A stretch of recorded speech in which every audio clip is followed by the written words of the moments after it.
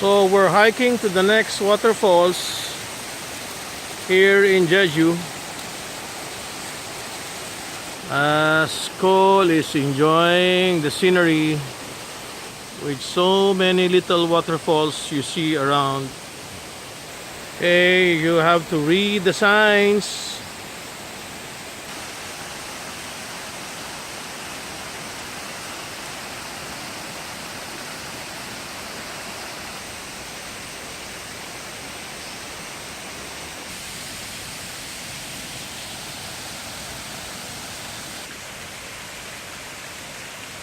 It's a nice walkway going around the waterfalls. Music to the ears. You can only hear the water of the waterfalls and the birds chirping all around the area.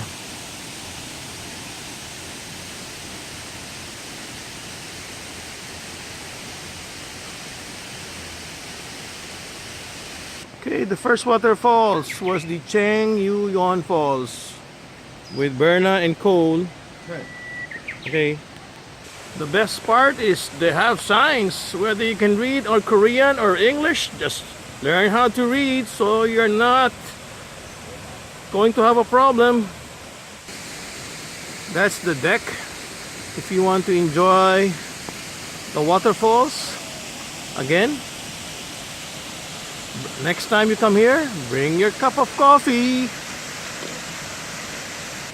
We're on the deck right now, and again, Berna will take pictures of Daniel posing with the waterfalls. Wow, look at my pretty cute daughter with again.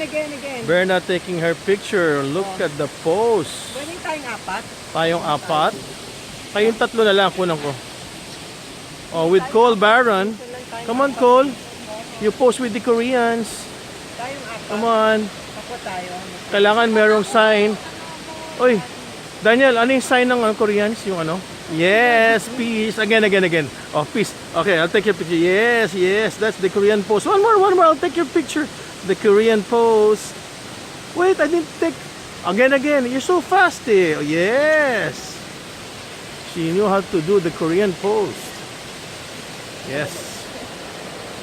Look at that fantastic waterfalls and a lot of stones right beside it. It's almost exactly the same as what we've seen in Pico del Oro, except there was no giant waterfalls that was going down, and this place is all about nature at its best. That's why if you want to go to Korea, come down to Jeju Island on the south of Korea. Okay?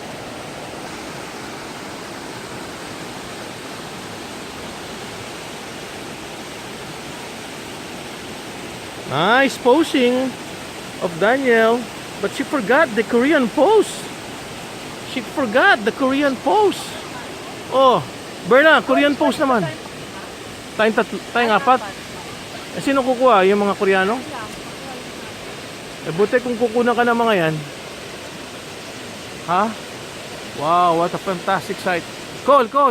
Korean pose, Cole, ganito, Korean pose. Yes, yun yung Korean pose, Cole. And Cole is very, very tired. Okay, just had our picture taken by a Korean. Oh, Korean pose, Berna. Ayaw mo mag-Korean pose? Ganun, no? Pipicture ka ni Danny. Okay, make it good, Danny, ha? Wow. 1, 2, 3. Finish na? How fast naman you take picture?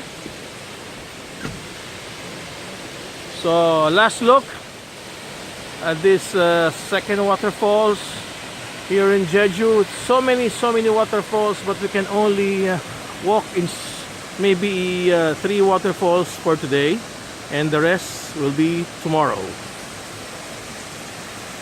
Okay, time to explore the next waterfalls.